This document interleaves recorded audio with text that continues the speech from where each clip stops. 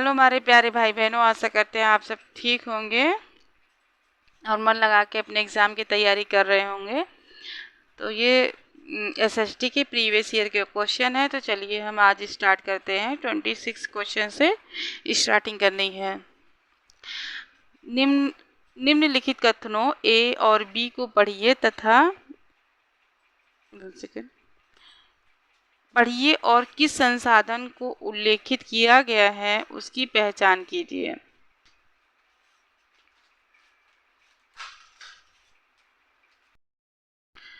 तो ए है हमारा ऑप्शन।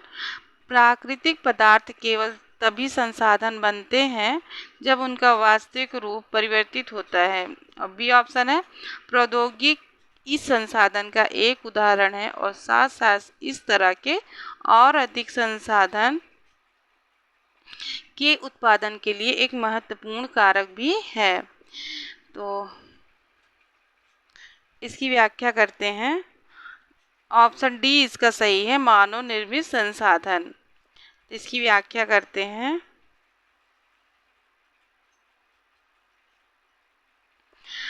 प्रश्न में दिए गए दोनों कथन मानव निर्मित संसाधन की ओर संकेत करते हैं,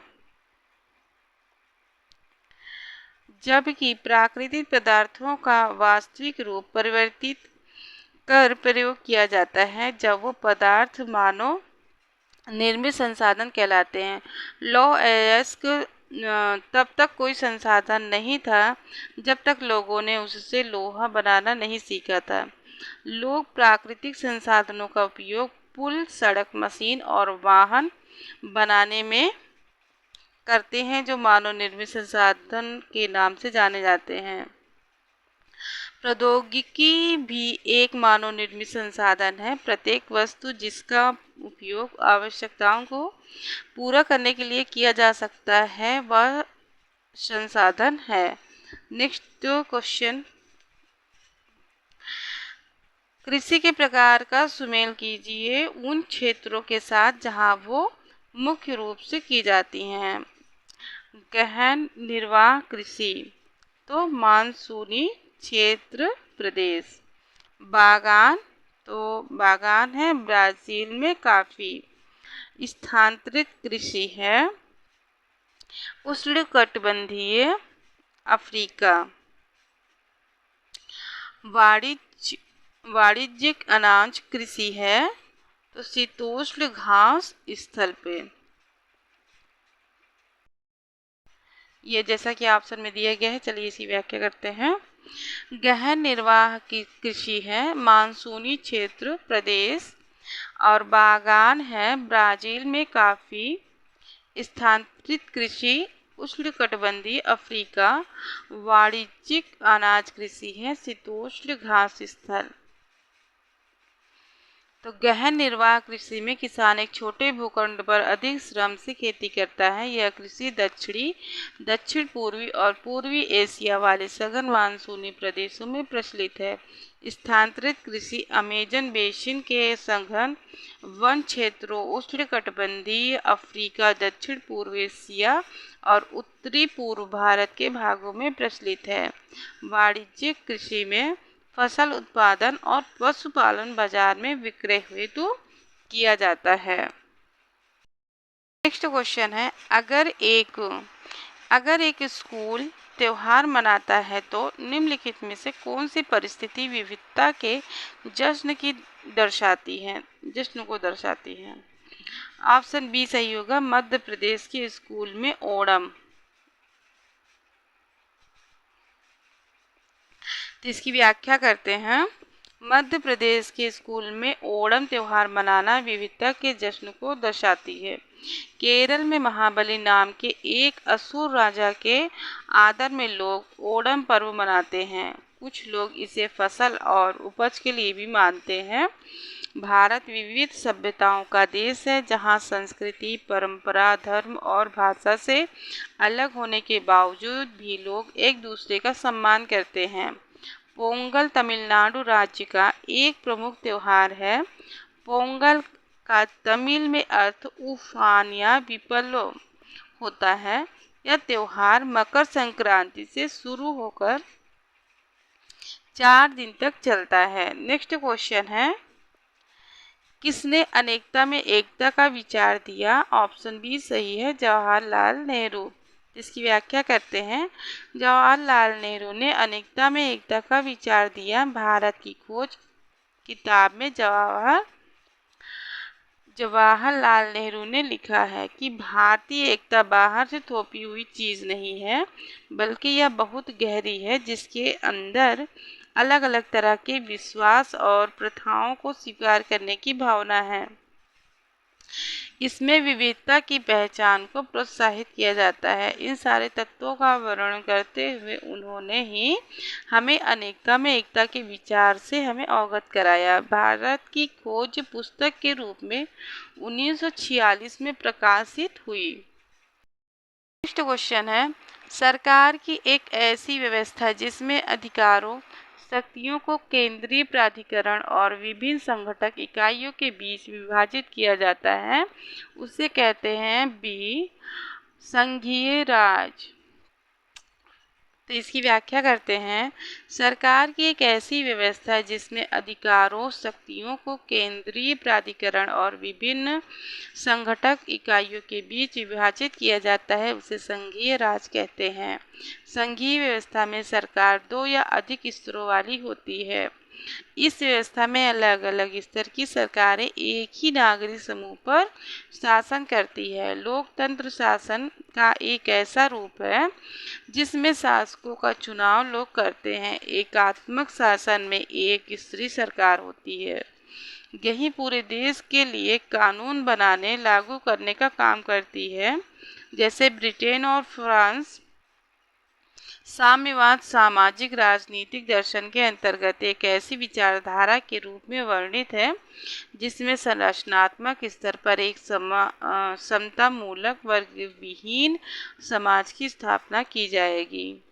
नेक्स्ट क्वेश्चन है, निम्नलिखित में से कौन ग्राम पंचायत के सचिव की नियुक्ति करता है? तो सरकार करती है। इसकी व्याख्या करते हैं। सरकार ग्राम पंचायत के सचिव की नियुक्ति करती है। ग्राम पंचायत सचिव को पंचायत कार्यालय का प्रभारी भी कहा जाता है। वह मूल रूप से ग्राम पंचायत सरकार और ग्राम सभा के बीच की कड़ी है। उसका कार्य ग्राम पंचायत में होने वाले लिपिकीय कार्यों, धन का लेखा जोखा रखना, ग्राम पंचायत की ओर से पारित प्रस्तावों का रिकॉर्ड रखना और उनके क्रियान्वयन में मदद करना इत्यादि है। सरपंच स्थानीय स्वशासन के लिए गांव स्तर पर ग्राम पंचायत का प्रधान होता है। सरपंच का कार्यालय 5 वर्ष का होता है। पंचायत राज की सबसे ऊपरी संस्था जिला परिषद है। नेक्स्ट क्वेश्चन है, कथनों को पढ़कर सही विकल्प चयन कीजिए। तो ऑप्शन अभिकथन ए है, खेतिहर श्रमिकों को साल भर नियमित काम नहीं मिलता है, ये सही है। और कारण आर, भूस्वामी दूसरे गांव से सस्ते श्रमिक ढूंढने जाते हैं, तो ये भी सही है, परंतु आपस में व्याख्या नहीं कर रहे हैं।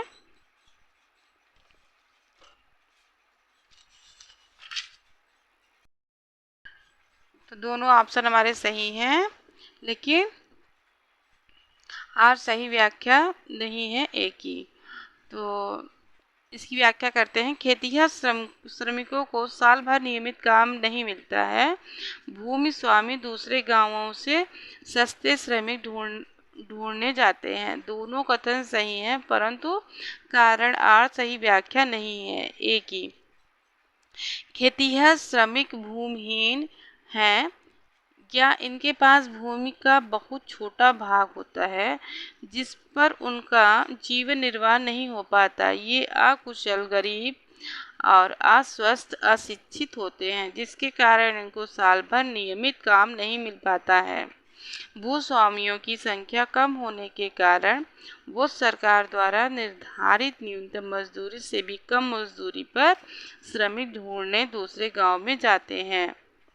नेक्स्ट क्वेश्चन है, एक आदर्श लोकतंत्र में वास्तविक शक्ति का स्रोत है, तो ऑप्शन सी सही है, जनता। तो इसकी व्याख्या करते हैं। एक आदर्श लोकतंत्र में वास्तविक शक्ति का स्रोत जनता है, क्योंकि लोकतंत्र शासन का एक ऐसा रूप है जिसमें शासकों का चुनाव लोग करते हैं, इसलिए वास्तविक शक्ति जनता में निहित होती है। अमेरिकी राष्ट्रपति अब्राहम लिंकन की परिभाषा लोकतंत्र जनता का जनता के लिए और जनता द्वारा शासन है। लोकतंत्र में जनता ही सत्ताधारी होती है, उसकी अनुमति से शासन होता है। लोकतांत्रिक शासन का स्वरूप अधिक जवाबदेही वाला होता है। लोकतंत्र में नागरिकों का सम्मान बढ़ता है तथा इसमें हमें अपनी गलतियों को सुधारने का अवसर भी मिलता है। नेक्स्ट क्वेश्चन है, निम्नलिखित में से कौन से रूढ़िबद्ध धारणा के उदाहरण हैं? तो ऑप्शन होगा इसमें ए, लड़कियां भाव मृदुभाषी और कोमल होती हैं, ये है रूढ़िबद्ध धारणा का। और लड़के उद्यमी और शारीरिक रूप से बलवान होते हैं, बी भी है रूढ़िबद्ध का। ए और बी दोनों रूढ़िबद्ध धारणा के हैं। तो इसी व्याख्या करते हैं। लड़कियां भावुक मृदुभाषी और कोमल होती हैं तथा लड़के उद्यमी और शारीरिक रूप से बलवान होते हैं, रूढ़िबद्ध धारणा के उदाहरण हैं। किसी व्यक्ति या वस्तु के बारे में पूर्व निश्चित धारणा को पालना ही रूढ़िबद्ध धारणा से देखा जाता है। रूढ़िबद्धता धर्म, जाति, लिंग, स्थान इत्यादि के आधार पर हो सकती है। रूढ़िवादिता भावनात्मक अनुभव से जुड़े होते हैं। नेक्स्ट क्वेश्चन है, निम्नलिखित में से कौन सा अनुच्छेद हिरासत निरोधक कानून के अंतर्गत गिरफ्तार या हिरासत में लिए गए व्यक्ति को सुरक्षा प्रदान करता है? ऑप्शन सी है आर्टिकल 26, अनुच्छेद 22। तो भारतीय संविधान का अनुच्छेद 22 हिरासत निरोधक कानून के अंतर्गत गिरफ्तार या हिरासत में लिए गए व्यक्ति को सुरक्षा प्रदान करता है। राज्य द्वारा किसी व्यक्ति को निवारक निरोध के तहत 4 आधारों पर गिरफ्तार किया जा सकता है। राज्य की सुरक्षा, दूसरा है सार्वजनिक व्यवस्था को बनाए रखना, तीसरा है आवश्यक सेवाओं की आपूर्ति और रख रखाव तथा रक्षा, चौथा है विदेशी मामलों या भारत की सुरक्षा। भारतीय संविधान का अनुच्छेद 17 अस्पृश्यता के उन्मूलन में संबंधित है। अनुच्छेद 21 प्राण और दैहिक स्वतंत्रता का संरक्षण करता है। अनुच्छेद 25 में अंतःकरण की और धर्म के अबाध रूप से मानने, आचरण की स्वतंत्रता और धर्म का प्रचार प्रसार करने की स्वतंत्रता है। नेक्स्ट क्वेश्चन है, भारतीय संविधान राज्य के 3 अंग विधायिका, कार्यपालिका तथा न्यायपालिका के कार्य तथा उत्तरदायित्व को परिभाषित करता है। ये शक्तियों का बंटवारा सुनिश्चित करते हैं। तो ऑप्शन ए है राज्य के किसी भी अंग द्वारा सत्ता के दुरुपयोग को रोकना। बी ऑप्शन है प्रत्येक अंग दूसरे अंग पर अंकुश रखता है। ऑप्शन सी है सहकारी संघवाद की भावना को मजबूती प्रदान करता है। तो इसमें ऑप्शन हमारा ए, बी और सी सही है। तो इसकी व्याख्या करते हैं। भारतीय संविधान राज्य के 3 अंग कार्यपालिका, विधायिका तथा न्यायपालिका के कार्य तथा उत्तरदायित्वों को परिभाषित करने के साथ साथ राज्य के किसी भी अंग द्वारा सत्ता के दुरुपयोग को रोकता है। प्रत्येक अंग दूसरे अंग पर अंकुश रखता है तथा सहकारी संघवाद की भावना को मजबूत करता है।